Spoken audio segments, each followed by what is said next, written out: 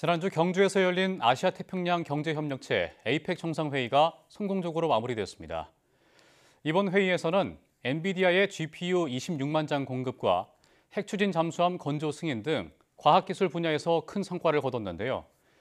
이번 성과와 앞으로의 과제를 이성규 기자와 살펴보겠습니다. 어서 오십시오. 안녕하세요. 예, 요즘 인공지능 분야에서 가장 뜨거운 이슈인데요. 엔비디아의 GPU 26만 장 공급의 의미부터 한번 설명을 해주시죠.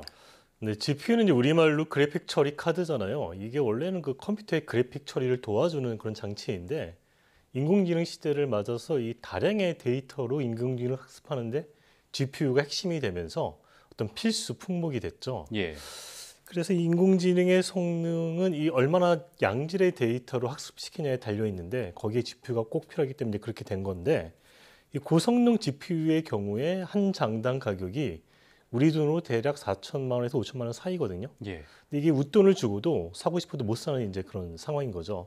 그래서 이제 전 세계가 이 GPU 각축전을 벌이고 있는데 이번에 그 에이펙을 방문한 젠슨 왕 이 엔비디아 CEO가 우리나라 정부와 기업에 GPU 고성능 GPU 26만 장을 공급하겠다 이렇게 약속을 한 거죠. 네, 지금 이제 전 세계적으로 GPU를 가장 많이 보유한 국가는 미국이고 그 다음이 중국인데 만약에 이제 우리나라가 GPU 26만 장을 확보하게 되면은 세계에서 세 번째로 GPU를 많이 가진 나라가 되거든요.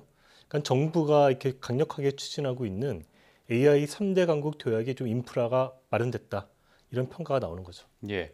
젠슨왕 대표의 약속대로 우리나라가 GPU 26만 장을 확보하게 된다면 AI 인프라가 한 단계 도약할 수밖에 없을 것 같은데 이 GPU 26만 장을 확보를 해도 전력 문제가 또 있다고 합니다. 이건 또 무슨 얘기인가요? 네, 그러니까 이 GPU 확보만큼이나 요새 이슈가 되는 게 이 전력 공급 문제거든요. 네. 그러니까 이 엔비디아의 고성능 GPU 이거 한 개당 이게 얼마만큼 전력을 소모하느냐를 따져보면은 소비 전력이 약 1.5kW 정도 되거든요. 예. 그러니까 이제 엔비디아가 26만 장을 우리나라에 공급하기로 했잖아요.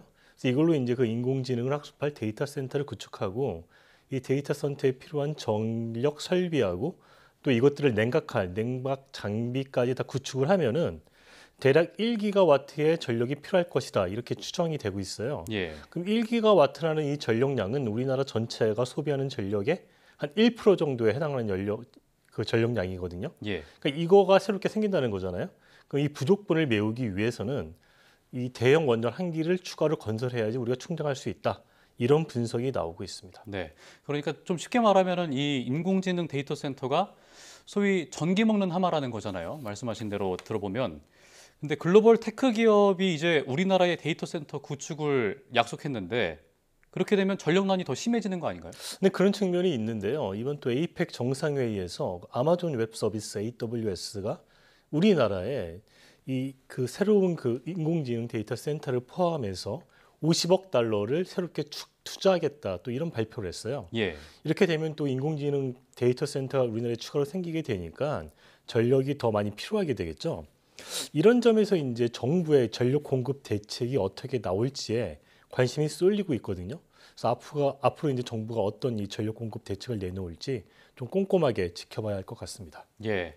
그래픽 처리 장치나 데이터 센터 등 인공지능만큼이나 이번 에이펙에서 또 주목받은 것이 핵추진 잠수함이 또 키워드였는데 우선 이 핵추진 잠수함이 무엇인지부터 간략히 설명을 한번 해주시죠. 네, 핵 추진 잠수함은 말 그대로 핵 연료로 추진되는 잠수함. 그러니까 이제 핵 연료로 움직이는 잠수함이다. 이렇게 말할 수가 있고요. 예. 우리가 이제 핵을 무기로 하는 핵 잠수함이랑 좀 별개의 개념이다. 이렇게 이해하시면 될 것 같습니다. 기존에 이제 그 잠수함들은 디젤 엔진을 사용했는데 이 디젤 엔진을 사용하는 그 잠수함들은 이 잠항 능력, 그 물속에서 있는 능력이 최대 2주에서 3주밖에 안 되거든요. 예. 근데 이 핵 추진 잠수함은 핵을 연료로 사용하는데 이 잠항 능력이 최대 6개월까지 되니까 사실상 거의 뭐 무제한으로 쓸 수 있다 이렇게 볼 수가 있거든요.